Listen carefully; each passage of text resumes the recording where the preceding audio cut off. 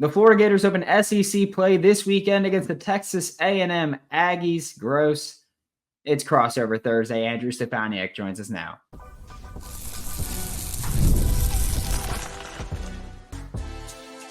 You are Locked On Gators, your daily podcast on the Florida Gators. Part of the Locked On Podcast Network, your team every day. Hello and welcome to a crossover edition of Locked On Gators. I am Brandon Olsen. Joining me is Andrew Stefaniak of Locked On Aggies. And we got a game this week. Obviously, it's crossover Thursday. It's great to have crossover Thursdays back for SEC play. Before we get started, now through September 22nd, all FanDuel customers can bet $5 and get a 3-week free trial of NFL Sunday Ticket from YouTube and YouTube TV. Visit FanDuel.com to get started. And Andrew, I've got to ask, it's your first year with Mike Elko, Connor Wegman, and a new offense with Colin Klein, who I love. Think he does a fantastic job. We can talk more about that in a minute, but kind of inconsistent so far. Week one, not the best offensive performance for either program, and then week two, obviously significantly improved. What's the temperature like right now in the quarterback situation? You know, with Connor Wegman, it was so funny because all offseason it was, here he comes. Here's Connor Wegman. He's looked great during his short time playing. You saw him a little bit as a true freshman last year, plays a few games, gets hurt, done for the year. And it's like, this is his time. He's older. He's better. He's learning. He's in this Colin Klein offense, which, like you said, I think is going to be great. And then he comes out against Notre Dame and was not good, was very, very not good. And you know, it was frustrating and it was surprising. And it's funny because then I'm like, well, maybe Notre Dame is just really, really, really, really good. Well, then they lose to NIU. So that we're not going to get into all that. But yeah, we respect the MAC here. We got the Toledo helmet. Come on. I'm pro MAC. I'm just saying that was painful when you lose, but then you convince yourself it's okay because they're really good. And then they lose and you go, oh man. But Connor Wegman, here's my hope. And this is what we're going to find out on Saturday. Right now, it's a hope. We need to see it happen. My hope is that this was a bright, lights were too bright, college game day was in town, and Connor Wegman just wasn't big enough for the moment. Now, that's not going to play well for the rest of his career, obviously, but sometimes you can have a one-off where you just don't play well. Bad games happen. What I love about Connor Wegman is he owned it. Hey, I played awful. I got to be better. He went out, he owned it. He comes against Samford. Not Samford. You all played Samford. We played McNeese. He comes out against McNeese, and the stats weren't flashy. Let's pull up the numbers. He was 11 for 14, 125, 2 touchdowns. I mean, gets the job done. No 400 yards like old Lagway, but a good day. And he goes from the worst graded quarterback in college football in week one to the highest graded quarterback in college football in week two. So that's quite a transition. But Brandon, it's pretty simple. It's black and white to me. We're going to find out what this offense and what Connor Wegman's made of on Saturday against the Gators in the Swamp. Yeah, I'm looking forward to it, especially with the just for your verbiage, perhaps the lights were too bright. It's not like it gets any easier from here. Like we're going to find out, like you said, this could be a good test. This could be maybe the worst test to go, oh, maybe he is, because he's probably going to have a good day. Quarterbacks tend to do that against the Florida Gators under Billy Napier. They tend to have good days. They tend to have some explosive plays. I mean, Florida against Miami allowed 11 plays of 20-plus yards, which was the third worst in the country. And the two teams worse than them had already played 2 football games. And were only 1 explosive play worse than them. So stuff like that can be a little bit of fool's gold, but I'm just curious to see how he comes out and plays in the Swamp. And I need to see how Florida's defense is going to handle this Texas A&M offense. And Connor Wegman, like, we've seen quarterbacks that can, and I'm not saying he's, Lamar Jackson, but he can move. And I feel like Florida's struggled with quarterbacks that can do that. Cam Ward had a few long runs. So I'm curious to see if Colin Klein's going to get Connor Wegman kind of moving a little bit more and try to exploit that. Yeah, I'm with you. And I mean, Brandon, on the other side of this, when it comes to quarterback, my question for you, I've said it all week. I've told my listeners over at Locked On Aggies all week long, I'm so excited to talk to Brandon to get to ask him what is going on. Explain to me why, and I know it was Samford. I understand that. How do you let your 5-star future of the program go throw for 450 and 3, and you're going to go, well, we're going to play them both? Is it coach speak? Who's going to be out there? For Aggie fans, Brandon, what do you think this quarterback room is going to look like against Texas A&M on Saturday for the Gators? I think so. Just full disclosure, we are recording this shortly before Florida releases their depth chart every Wednesday. So we don't know officially at the time of recording this. My assumption is going to be that depth chart is going to say DJ Lagway or Graham Mertz. Mm-hmm. And I think it's going to be in that order because Florida puts them numerically. Yeah. But I think that because of that, people are going to see DJ Lagway's name first and go, oh, DJ starting. I am fully on board with starting DJ. I don't think that's going to be the situation, though. I think that you're going to see Graham Mertz go out there first. I think you're going to see Graham Mertz go out there most often. And I think that DJ Lagway will play, but I'm not sure how much. And people keep talking about the 2-quarterback system potential. And they go, oh, Chris Leak and Tim Tebow. Big difference there. Big difference there. First off, Graham Mertz is not Chris Leak. DJ Lagway is not Tim Tebow. They're very different players there. But also, one of those duos had Dan Mullen and Urban Meyer as their offensive minds. The other has Dan Enos, Billy Napier. I'm not going to insult Russ Callaway. I think he does a great job, regardless of whether or not he's actually getting to call the plays or not. But go to the Samford game, for example. 4th and 1, early in the game. Florida decides, hey, we're going to go for it. We're going to impose our will. It's Samford. They put DJ Lagway at wideout, brought in Trayon Webb out of the Wildcat, and got stuffed on 4th and 1 by Samford, by the way. But they came out there on 4th and 1 and ran Wildcat. If that was the Chris Leak, Tim Tebow days, Tim Tebow's taking that football and running up the middle. Like that's a big difference where we talk about, oh, it worked with Chris, and shout out to Bam from the Twitter Spaces for bringing that point up initially, where if that's the Tebow days, Tebow's running that.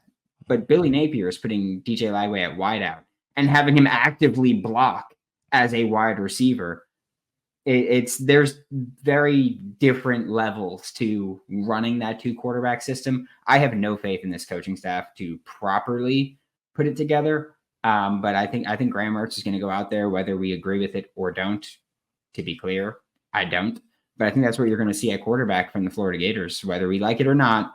I think that Billy Napier is the kind of guy that's just going to try to go down swinging with his guys. I get it. Well, no, you know what? I don't get it. I don't get, if you're, and this is my first opportunity to apologize to Florida fans. I have been talking about how awful the schedule is for so long on my show, just kind of like saying, because A&M, in all honesty, has a pretty manageable schedule this year. Your really, really, really tough games are at home. And so my kind of point has been, hey, we're not Florida. So to Florida fans, I am so sorry for this schedule. I am so sorry. It is, I genuinely feel bad because it is a gauntlet. But I'm not going to sit here and pretend to get it. If you're Napier and you're coaching for your life right now, and you're 5-star, you're elite quarterback who's supposed to, be the guy who saves you, be the guy who maybe gives enough hope to keep you around, which, I mean, is that going to happen or not? We'll see. But he's supposed to be the guy to give you a chance. And you're going to put Mertz back in there who laid an egg against Miami. I mean, he had 450 yards and 3 touchdowns. It's Samford. I get it. But the hype is there. I don't get it. I really don't get it. I get the gamesmanship. Now Elko has got to prepare for 2 quarterbacks. And like, I don't think that how much that's going to matter, or how much, maybe I'm overplaying how much that matters. But, it adds a little gamesmanship to it, but I'm not going to sit here and pretend to understand why DJ Lagway is not starting for the Gators on Saturday. Yeah.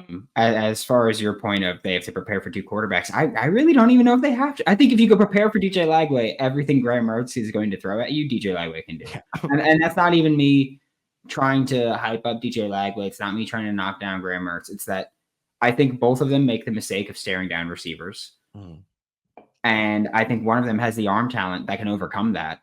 And one of them has the athleticism and the backyard football skill to extend plays with his legs and create. I don't think you have to prepare for two quarterbacks. I think that you have to prepare for DJ Lagway. And if you're Mike Elko, you're going, hey, if you don't want to play DJ Lagway, cool with me. I'm fine with it. We prepared for him. But if you don't want to play him, then so be it. I'm not going to fight you to put the guy out there. But I don't know. It's just, I feel like, and again, it's Samford. I understand that you need to kind of temper expectations and temper the hype around going out there and just handling business. Like Florida won by 38. The spread was 37.5. You did literally what they expected you to do. Vegas is incredible with that. I don't think that you go, oh, he could do this against anybody. But I think he showed enough where you go, he can do what Mertz can do. Yeah. And he's physically talented enough to get away with some of those things that Mertz probably wouldn't get away with. And for me, I think that raises your floor and your ceiling, because if Graham Mertz is going to play against other teams, how he played against Miami, he's going to be bad. And well, even if DJ Lagway stinks at that point, I'd rather have bad and young than bad and good, or bad and old. So I think for me, that's just where I stand on it. I think that if Graham goes out there, it's a bad decision. And there's that meme going around on Gators Twitter, at least, of that, like the fantasy trade TikTok, and it's like I receive a win, you receive Billy Napier getting fired. I think that, you know, maybe that's a fair trade-off at this point. It's just tough to buy in on what they're doing over there, and we'll get more into this game. We have a lot to talk about. SEC play opens Mike Elko's first SEC game. We'll talk about that next on Locked On Gators and Locked On Aggies. Fuel up with Factor's no prep, no mess meals. Meet your wellness goals thanks to the menu of chef-crafted meals with options like Calorie Smart, Protein Plus, and Keto. Factor's fresh, never frozen meals are dietitian approved and ready to eat in just 2 minutes. So no matter how busy you are, you'll always have time to enjoy nutritious, great tasting meals. I've told everybody before, I carb cycle. Days I work out, I could eat more carbs. I get to go Protein Plus. Days I don't work out, less carbs. I eat keto meals. That's been the way I do it. I was stoked when Factor became a sponsor. I've been using them for years. So I was like, oh, this one's going to be easy for me. Head to factormeals.com/LockedOnCollege50. Use code LockedOnCollege50 to get 50% off your first box plus 20% off your next month. That's code LockedOnCollege50 at factormeals.com/LockedOnCollege50 to get 50% off your first box plus 20% of your next month while your subscription is active. And you've heard us talk a lot about FanDuel. It's America's #1 sportsbook. We talk about it for a reason. Thank you, Francisco Lindor, Brandon Nimmo, and Chris Bassett for my Tuesday night parlay cash. I'm just saying I appreciate you. I appreciate you. And the Guardians also for winning. Thank you, Pablo Lopez. We got a little something different for you today. Now through September 22nd, all FanDuel customers can bet $5 and get a 3-week free trial of NFL Sunday Ticket from YouTube and YouTube TV. Then, with the YouTube TV base plan, you'll be able to watch every regular season Sunday afternoon out-of-market game. All you need is a Google account with a current form of payment, and you can cancel at any time. And if that's not enough, be sure to check out FanDuel's Profit Boost in the app and use it for FanDuel's Double Your Winnings for all of this Sunday. Pre-game moneyline bets. Profit Boost will be live starting Thursday. View your account page now to learn more about your boost. Visit FanDuel.com and download America's #1 sportsbook. Thanks for making Locked On Gators and or Locked On Aggies your first listen of the day. Brandon Olsen from Locked On Gators here, joined by Andrew Stefaniak. And Andrew, when we're talking about this Florida Gators game, it's first off, Florida had a home game already and lost it horribly. Then they had a home game and they haven't been tested that much by more Power 4 teams. What are some of the, I guess, keys for Texas A&M, who hasn't won on the road since 2021? What are some of the keys to victory for the Aggies? Well, I think, and you're right, the first thing you got to do is get that off your back. You got to go win a game on the road. But for this game individually, I've talked about, I think that, so we're going to get into the offense. Blaringly, the offense has to be better than it was against Notre Dame. No question there. That's a key. But to me, if your offense doesn't have a great day, We're hoping it does. If it doesn't have a great day, you need your secondary to hold up against the passing attack of Florida. Florida, looking at the numbers, watching the games, the balance has been okay there. Things have opened up in the passing game. Not great, okay. And to where they keep you on your toes a little bit. And so to me, Texas A&M's front seven, you feel great about it. You feel really good about who you got in the front seven. Where the question marks lie are in the secondary. And they were good against Notre Dame, but that was also a rock fight. I think that Florida, I think they're going to be able to get a little bit going in the pass game. I do. Some might, Florida fans that are a little frustrated might go, no, we won't. But, I could see them maybe getting it going a little bit through the air. Secondary was atrocious for Texas A&M last season. Atrocious. Everybody's new. It's brand new. I mean, this is everybody, you're fired. We're getting new people. They went and got new people, new players in the secondary, and it's supposed to be great, but it hasn't really gotten tested. I think the secondary shutting down the Florida receivers is a key in this game. Yeah, I absolutely think that for Florida, you want to lean on the receivers. The receivers, yeah, regardless of the quarterback play, the receivers have been, I think, good for Florida. I mean, Trey Wilson is Trey Wilson. We know what he is. He's one of the most dynamic playmakers in all of college football. They're going to try to get him the ball probably about 4 yards behind the line of scrimmage from watching this Billy Napier offense for a few years. And that's fine if he's going to make those plays. I think Elijah Badger has really popped from Arizona State, the transfer. Like, I know Trey Wilson's the big story. I know true freshman Tank Hawkins had a long touchdown against Samford. I know Aiden Mizell had the great touchdown catch from DJ Lagway on a great ball against Samford. But for me, Elijah Badger has been the guy that's stepped up, and I'm looking at him and I say, that's the best pure wide receiver on this football team right now. And so I'm looking for him to find some space. I need the Florida Gators offensive line to hold up, because even if the secondary is struggling for Texas A&M, if there's Coach Bass on Twitter, for many people who may know him or may not know him, he's got a saying that's the quarterback can't see with tears in his eyes. And if Graham Mertz is constantly getting hit, he got concussed against Miami because the pass rush was just hitting home so quickly. And for Texas A&M, it's some familiar names for the Florida Gators fans that follow not just the team, but if they follow recruiting in the transfer portal as well. Nick Scorton, Cassius Howell, both guys that Florida was interested in and brought in for visits. And Scooby Williams, Jaden Hill didn't play much in Notre Dame, but these are former Gators that are on the roster. I need Florida's offensive line to hold up. I think that Nick Scorton is the scary one for me. I think he's going to be the one that's lined up on the right spot, which, again, we're recording this shortly before the depth chart comes out, but right tackle's been a mess for Florida to start the year. And you've got a guy like Nick Scorton who's going to be in the NFL, top 40 pick. Like, I think he can be a first rounder, but top 40 conservatively. Can't wait to the 0.0 pass blocking grade against Miami. Nick Scorton could just dominate and take over the game, and you can go, oh, secondary doesn't matter that much. Yeah. But ironically, to this point, and you talk about familiar faces, there's some familiar faces on the coaching staff as well. Coach Spencer with this defensive line, I'm not going to sit here and say he's done a bad job, because we don't have enough proof of concept to say that. What I can say is 2 games into the season, the defensive line's been good. It's been good, but it hasn't been this elite monster. Quarterbacks going to bed, shaking because they got to play the Texas A&M defensive line the next day. It hasn't been that yet. And I think, if you're a Texas A&M fan, you want to see this defensive line be that. Like, Nick Scorton's been good. He's been, I'd say, good to great. I need him to be elite, because that's what he was brought in to be, was to be elite. I mean, he had double-digit sacks last year at Purdue. We're not talking about at, FAU or at McNeese or Stanford. We're talking about that was a stray for FAU. I'm sorry for FAU. That was uncalled for. But, at a Power 4 school, like, he is a really, really dominant player. And he's been great.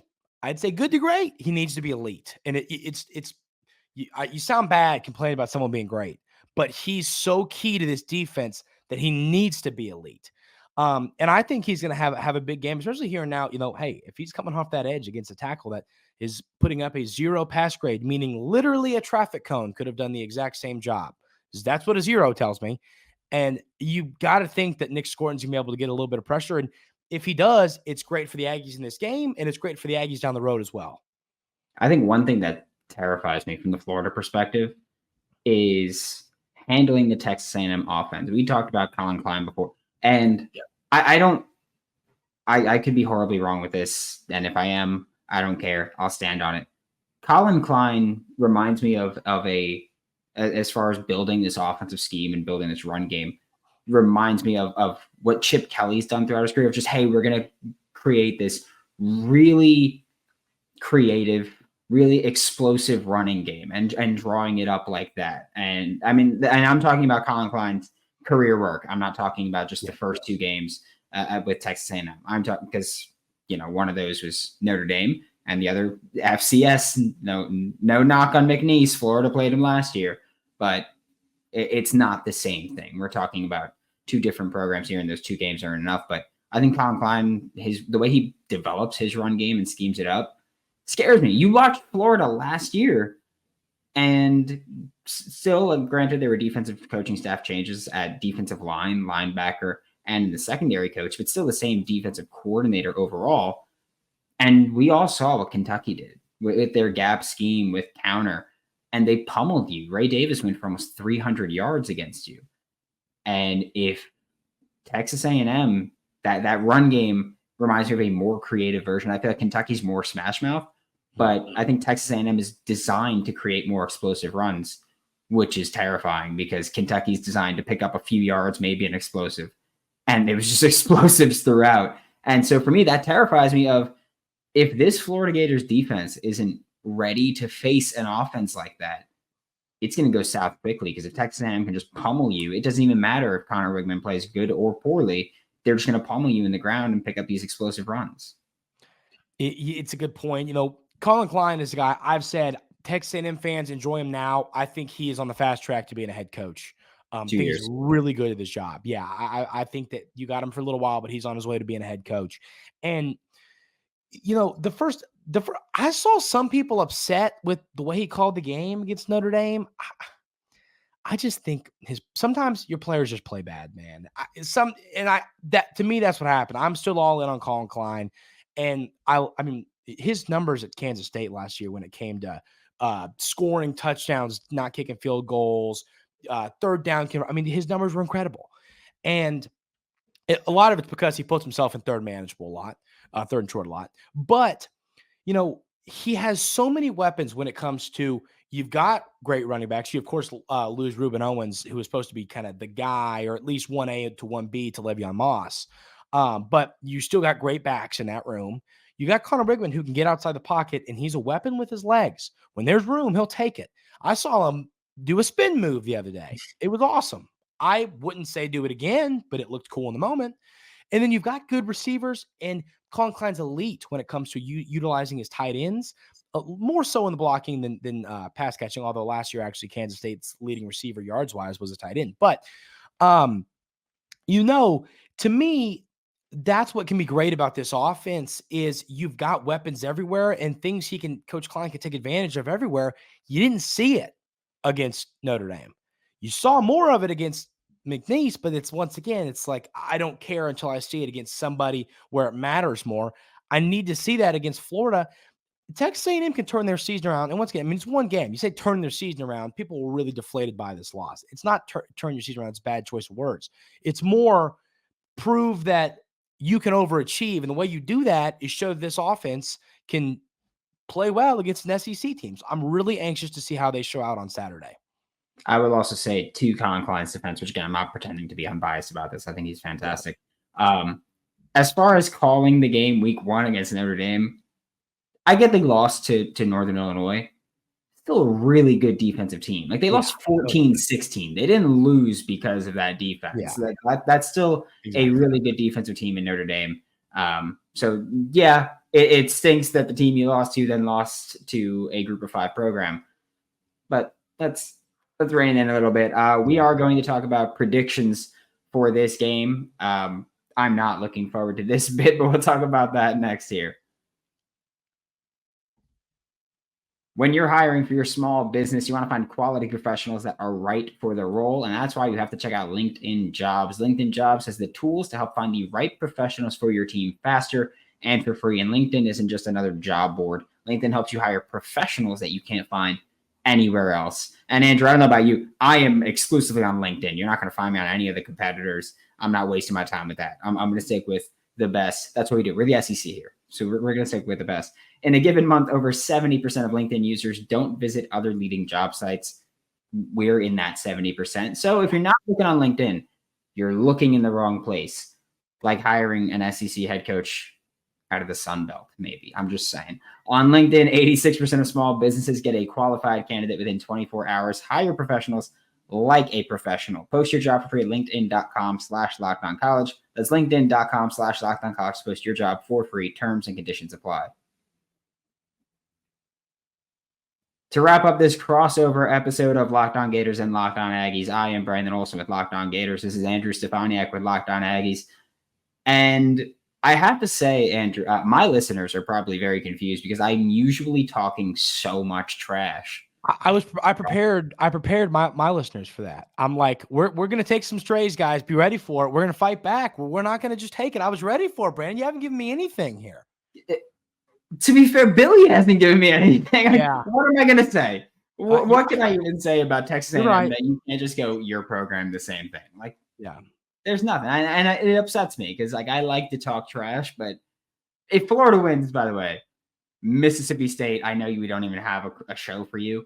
I will be talking trash about Mississippi State. I will be back to my winning talking trash ways, but my goodness, man, I just can't. I can't in good faith talk trash and act like I am confident that it's going to come to fruition. But Andrew, I will give you the floor first. What's your prediction for this game? You can give a score if you want. You don't have to, but what's your prediction for this game? You know, ironically, Brandon, I think that you have less confidence here in the Gators to win this one than I really do the Aggies to come win it. I'm going to predict Texas A&M to win this football game. But to sit here and say that I would be surprised if they lost would be a not true statement. I would in no way, shape, or form be surprised. I mean, this line is 4 points. It's 4 points in favor of the Aggies right now, I think. I mean, it's let's see. It is 4 points in favor of the Aggies. I mean, the money line's at -185. Like there's a reason this stuff is so tight. They're on the road. How's Coach Elko going to play? You know, how's his team going to show up on the road? Connor Wigman has not played in a ton of, I mean, he's still new. And will the swamp be the swamp? That's what I'm anxious to see, in a game like this. But my prediction is I think Texas A&M's defensive line gets going. I think that they're given whoever it is, whether it's Mertz, whether it's Lagway, problems all day. And then I think that Texas A&M's offense gets fine-tuned. I think the Aggies, I'm anxious to hear if you think it's going to be a rock fight or you think it's going to be more of a high-scoring game. I think it's going to be in the middle of those two things. I think Texas A&M wins a game closer than maybe some might think, right around that line. I think Texas A&M wins like a 31-28 type of football game. I guess you call that high-scoring, but, in that range. But I think it's going to be back and forth tight. I think the Aggies barely pull one out. Yeah, I was going to say 31-27. There you in go. favor of Texas A&M. That's just where I was going to go. And here's the thing: I'm not high on Texas A&M at all. I really like Colin Klein, but I don't know, something about Texas A&M. I'll be honest with you. I think it was the Jimbo time where there was just so much hype every year, and Texas A&M kind of became one of those like Texas is back kind of things. Yeah. It's Notre Dame's year. Like I'll believe it when I see it kind of thing. And so I'm not super high on Texas A&M. Hiring some of the defensive coaches from the Florida Gators last season, when I know how poorly they were coached, adds into that, which again, maybe in a new environment, they can thrive maybe with, and this isn't a knock on Austin Armstrong, but it is entirely possible that they were like, hey, I'm not listening to a 29-year-old as my boss. So it's like the dude's 1 year older than me, and he's an SEC defensive coordinator. So I would say that, but it's more so an indictment of until Billy Napier and his coaching staff prove something to this fan base, prove something to me, and give I know Florida's fan base can be really toxic, but like they deserve better than the piece of crap that Florida put out there in week 1.